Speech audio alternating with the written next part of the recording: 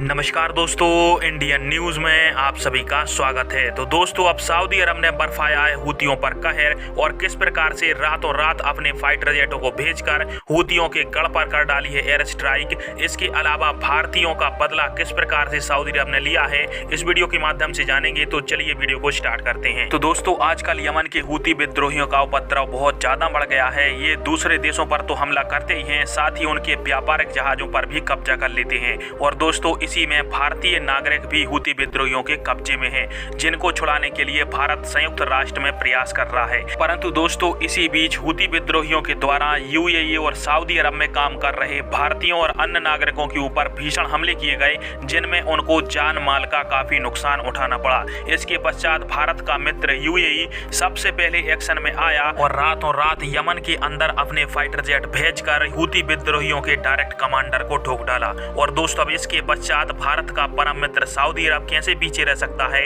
और अब सऊदी अरब ने भी बड़ा हमला किया है यमन के ऊपर।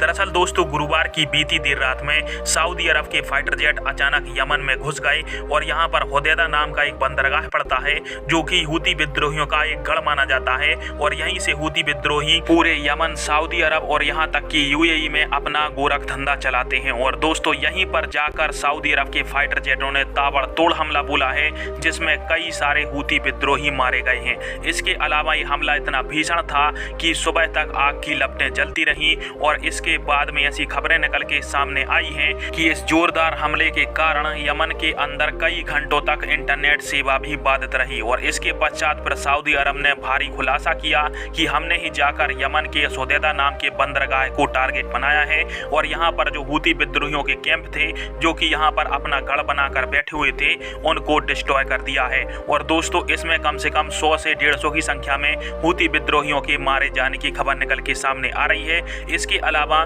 कई सारे हूती विद्रोही घायल भी हुए हैं, और अभी हाल फिलहाल में हूतियों में यहाँ पर अफरा तफरी मची है।